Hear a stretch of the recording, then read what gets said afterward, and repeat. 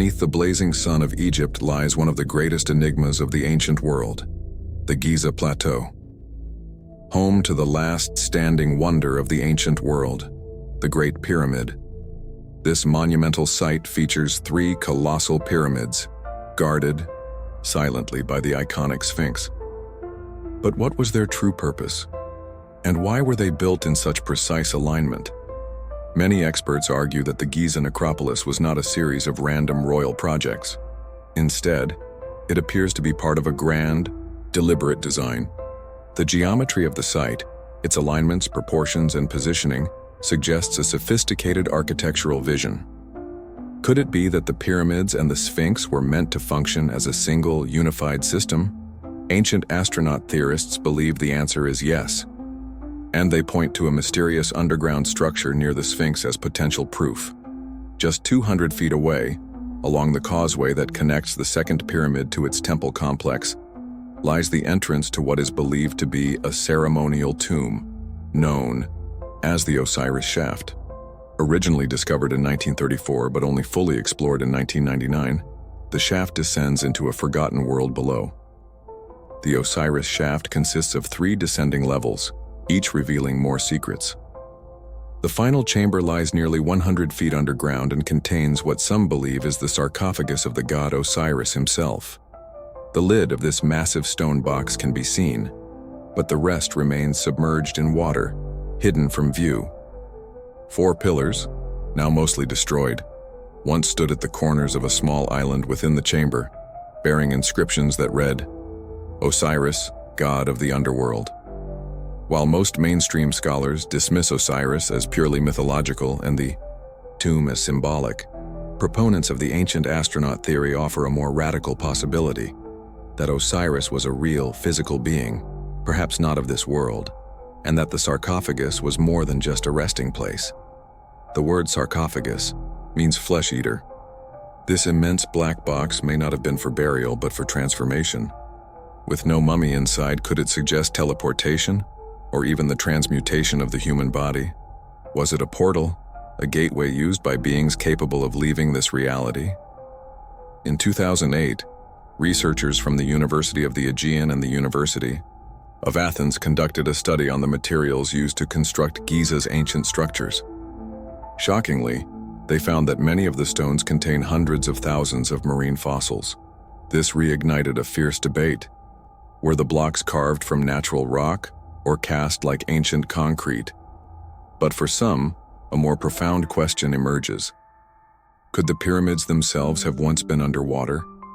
In the middle of Egypt's arid desert, we find fossils from deep oceans, remnants of marine life embedded in the pyramid stones. How did they get there, and why? Some theorists suggest the Great Flood spoken of in myths across cultures, from the Bible to Mesopotamia, was a real event. But what if it wasn't divine punishment? What if it was a calculated act, executed using advanced technology? Technology not of this earth? Ancient texts describe the flood as a deliberate cleansing of a corrupted world. If so, was it also an attempt to erase all evidence of a lost, advanced civilization? One capable of building pyramids, understanding gravity, and perhaps even mastering interdimensional travel. And if such a civilization existed, one with technology beyond even our current capabilities, was its knowledge hidden or destroyed not by humans, but by otherworldly beings who once walked among us? Today, new pyramid-like structures are being discovered across the globe. Off the coast of Cuba, submerged under 2,000 feet of water, lie mysterious geometric formations that resemble pyramids, silent witnesses to a forgotten chapter in Earth's history. What was wiped from our collective memory? Could we be uncovering the shattered remains of a world far more advanced than we ever imagined? So, who built those structures? How did they get there? Researcher Frank Joseph has actually found remnants of at least 10 pyramid-shaped structures beneath the surface of the water in Rock Lake, Wisconsin. 2 of these pyramids have actually been explored by scuba divers and mapped out through the use of sonar, which is how we figure out where things are in a deep body of water. The presence of man-made pyramids at the bottom of Rock Lake, Wisconsin, much like the structures that have been found in China, Alaska, Bosnia, and off the coast of Japan and Cuba, is something that government officials continue to deny. But the government has gone out of their way to try to dismiss the idea that these are pyramids. And they won't even give you a good answer.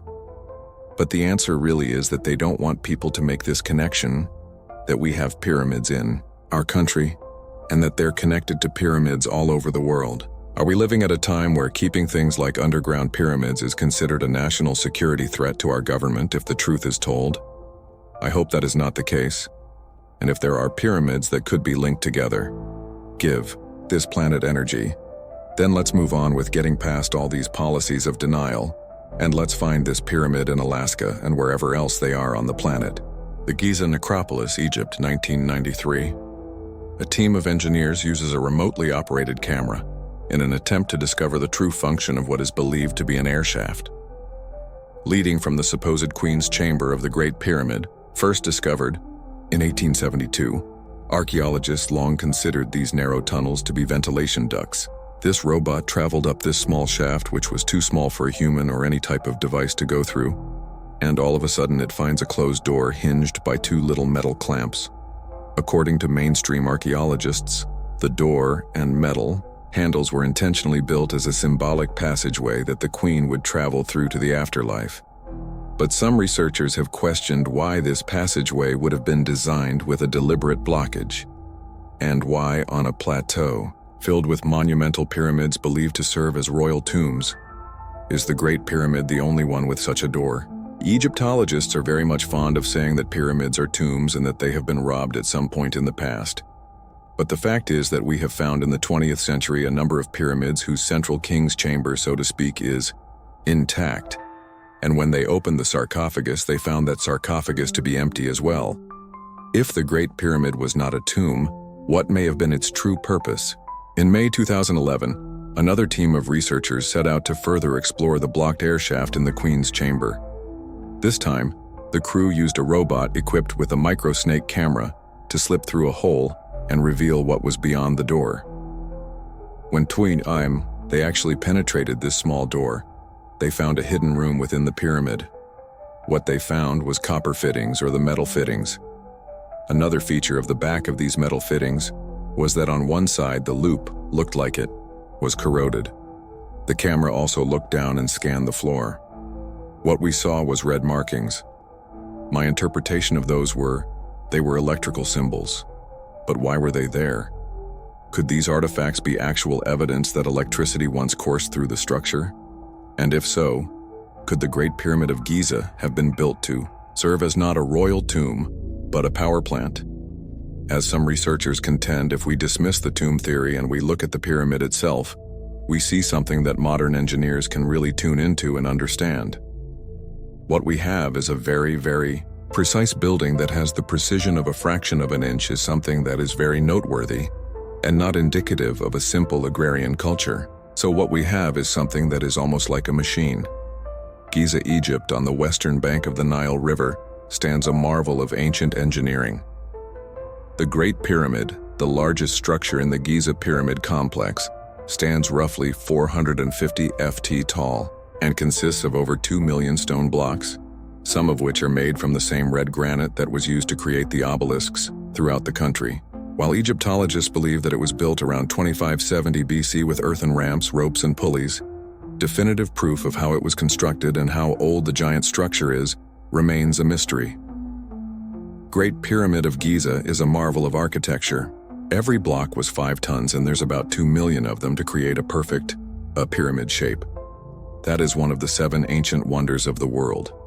The most ancient one of them all and the only one standing. The Great Pyramid of Giza covers 13 acres. It's a very remarkable building.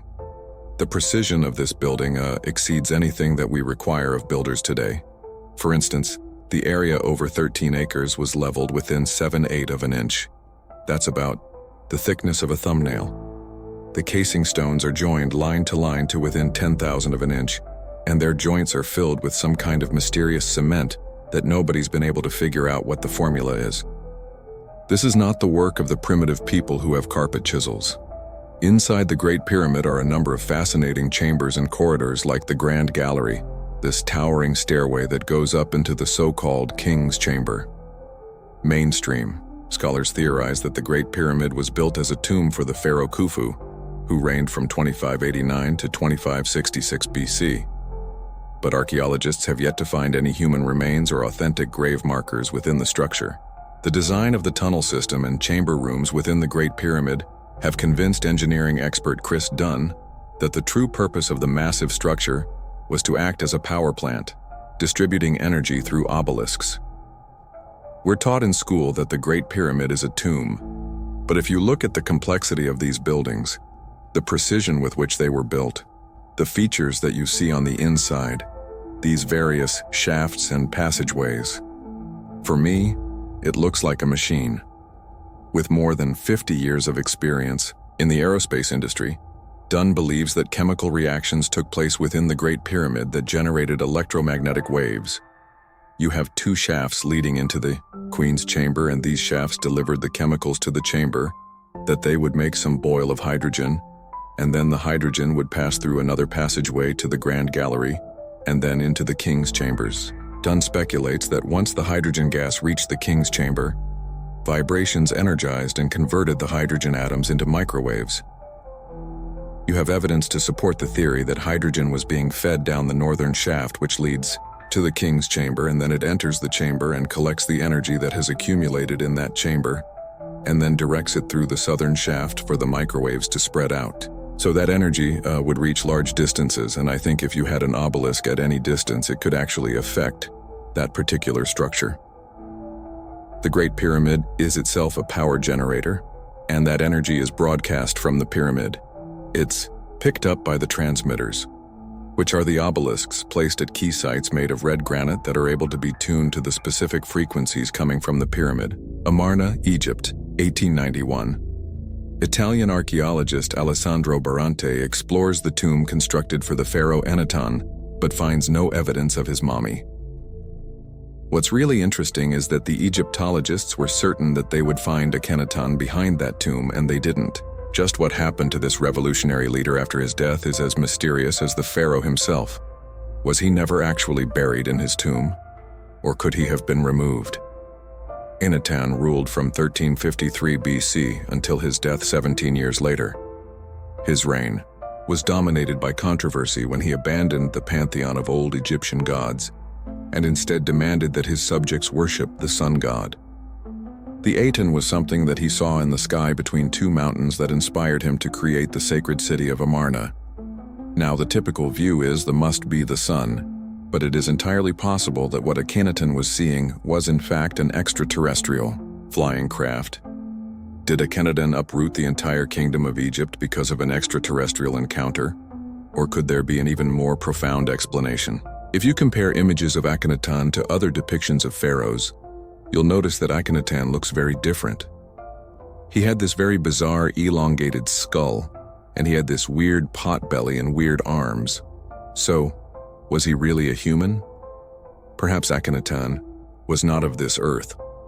While archaeologists have yet to uncover the remains of Akhenaton, ancient astronaut theorists believe that depictions of him having an elongated skull could be more than just artistic license, because there are other mummies that do in fact have unusual skulls. Some elongated skulls can be explained by the fact that numerous ancient cultures practiced head binding, a form of body modification where the heads of infants were tightly bound to force their skulls to become conical in shape. But several misshapen skulls appeared to defy explanation. In Peru and Malta, elongated skulls have been discovered that are mysteriously missing a sagittal suture, the fibrous, jagged joint found in all human skulls. When you compare some of these elongated skulls, some have sutures like we have as humans, and then there are other skulls that do not have the same sutures. So is it possible that some of them are of actual extraterrestrial origin? It would not surprise me in the least bit. In the least applause bit. The Giza Plateau, Egypt, 1925. Rising out of the desert sand is a giant stone statue of a human head. For centuries, most visitors to the area believed this was all that existed. But French engineer Émile Bérez is convinced that much more lies beneath the surface than even archaeologists are aware of.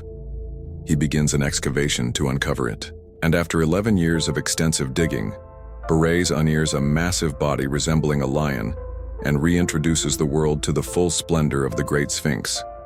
It is the largest monolithic sculpture on Earth. It must have been quite eerie to be there back then, not knowing a lot about the ancient Egyptian history and having this huge structure staring down at you. Facing east toward the rising sun, the Great Sphinx is located nearly half a mile from Egypt's 3 largest pyramids. It is carved from a single piece of limestone bedrock and stands over 60 ft tall and 240 ft long. People have asked themselves for centuries, what was the Sphinx for? Why was it built? There is a story behind it, but what is the story? The Sphinx is arguably one of the most studied monuments in the world, yet it remains one of the most mysterious. There are no inscriptions on the Sphinx to indicate who built it or why, but most Egyptologists date it to 2500 BC, the time of the pharaoh Khafre or Khephren, as he is known by Greek scholars. The dating is based on a mention of Khafre on a tablet found between the paws of the Sphinx. But this tablet, known as the Dream Stela, also tells the story of a pharaoh who came 1,000 years later, King Thutmose IV. King Thutmose IV comes in the New Kingdom, which we believe is more than 1,000 years after the time the Sphinx was sculpted. He made this dealer to tell his story.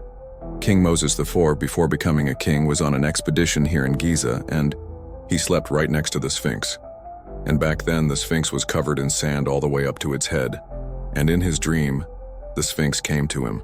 The Sphinx spoke to him and said that if he would uncover the Sphinx from the burial in sand, he would then end up as pharaoh. Now he was the son of a pharaoh but was not the heir. Thought IV ended up with that throne after this dream. The Sphinx itself speaks to a future pharaoh, and the history of ancient Egypt is altered by this fact. The Sphinx told King Thutmose IV in his sleep, right here in that line, that everything that the eye of the Lord illuminates will be his. He cleared all, the sand surrounding the Sphinx, and Thutmose IV then became the king. So the Sphinx kept his promise. Now the amazing thing about this is that we learn of what's called the flashing eye of the Lord. What is the flashing eye of the Lord? This sounds like some kind of technology that is in communication with the Sphinx, or perhaps channeled by the Sphinx, that could ensure the prosperity of Thutmose IV. If the story on the Dream Stela is true, the Sphinx not only ensured the prosperity of Thutmose IV, but of perhaps the most important dynastic family in the history of the Egyptian Empire. That Moses I was actually the grandfather of Akhenaten. Akhenaten was considered a heretical pharaoh.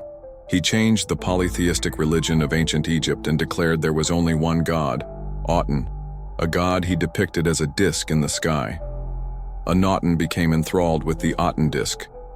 Is it possible that the eye of the Lord and the O disk are one and the same, and that they are in fact some kind of UFO spaceship that's hovering over Egypt as an eye in the sky and is guiding the Egyptian civilization? Applause. The Valley of the Kings, located on the western bank of the Nile River, lies one of the most expansive burial grounds in all of Egypt. The tombs were constructed between 1539 and 1075 BC for pharaohs and other nobility. To date, 63 tombs have been discovered in the Valley of the Kings. One of the best preserved is that of Pharaoh Ramses VI, who ruled from approximately 1145 to 1137 BC. More than 4,000 years ago, King Ramesses would have started digging this to become his tomb, or as he called it, his house of eternity. For ancient Egyptians, a tomb wasn't just a place where they would end up dead. A tomb was a place where they would start their eternal life. The Egyptians believed that in death, the soul would split into several parts and begin the journey to the afterlife. But to make this transition, it was essential to reunite the soul with the physical body. And while the Egyptians were not the first to mummify their dead, no other ancient culture went to such great lengths to preserve the body and ensure entrance into the next life. Ancient Egyptians would put a body that needed to be mummified in a dry room, and they would first take out the internal organs, and they pack that body with natron salt to start the drying process, and then they would remove the brain, and then they would rinse the body with sweet-smelling oils, and they cover the entire body in natron salt. And it would stay that way for about 35 to 70 days. Once the body was all dried out, They would wrap the entire body, putting amulets and other special jeweled objects in the linen, and then once it was completely wrapped, and be done. The Egyptians understood the most important factor in mummification: the removal of fluids, which ensures that bacteria cannot survive and the body will not decay. Although archaeologists have discovered much about how these mummies were prepared, the Egyptians left behind no texts or instructions on mummification. Just how the Egyptians came to create this complex practice remains a mystery, but they did leave behind extensive records regarding their thoughts on the afterlife. This right here is a very good depiction of the journey of the afterlife with King Ramesses. You see him here on a solar barge being protected by all the different gods behind him. Goddess Isis and Goddess Osiris. This right here is God Anubis, and God Anubis is the god of the mummification. The most important story in Egyptian mythology is the god Osiris, how his brother Set coveted his brother's power and killed him. Then his wife Isis in grief got help from Anubis, who then helped Isis breathe life back into him to survive into the next life with the help of Anubis, the inventor of embalming and mummification. The mummification process in Egypt has often been related to the star Sirius, which we call the dog star, and the mummification rites was overseen by the Egyptian god Anubis, who was a jackal-headed god. And so you have to wonder if Anubis wasn't some real physical extraterrestrial god. The ancient Egyptian temple walls are covered with images of transformation, and what it reveals is that their core sacred science was about human transformation or ascension into celestial beings. So, you wonder, is it possible it's because those who originally taught us the concept came from the stars? As ancient Egypt grew into a great civilization, its citizens believed their pharaohs were sons of Osiris and thus living gods. Artwork and wall carvings depicted them as perfect humans. And while the people worshipped many different gods, the pharaoh stood above them all. This basic Egyptian religious belief remained in force for nearly 1,000 years until one pharaoh changed everything. Who was this heretic? His name was Enatan, and in every surviving depiction he is shown with an elongated skull. Who was he? According to Egyptian mythology, he too was descended from the gods who arrived on earth at the time of Tepzepi. But why do so many still believe he actually came from the stars? In 1352 BC, Anaton ascended to the throne as the 10th pharaoh of the 18th dynasty. Almost immediately, he instituted a series of radical religious changes, including a ban on references to multiple gods. It's a rather strange thing that he would want to do that in one sweep, but he ordered all the iconography of previous gods to be removed. He only allowed one emblem, which was the sun emblem, literally a sun disk with curious arms or rays pouring down. Why did he do this? Because according to his writings and his poems that were written about him later on, he was visited by one of those beings that descended from the sky who told Akhenaten, "This is the way, I am your god." This sun god was known as Akhenaten, claimed to be a direct descendant of Aten. Like any other pharaoh, regarded himself to be divine. He was a god. Not only himself believed himself to be God, but the whole nation saw him as a god. Now the definition of God is that he was a descendant from these celestial beings. During his 4th year as pharaoh, Akhenaten ordered the construction of a new capital city. He called it Amarna and dedicated it to the sun. Akhenaten would spend the next 10 years here, during which time he instituted changes in both art and culture, including how he himself would be publicly depicted. In Egyptian iconography, Egyptian pharaohs are depicted as these triangular-shaped beings, these broad, strong shoulders, and these very skinny waist.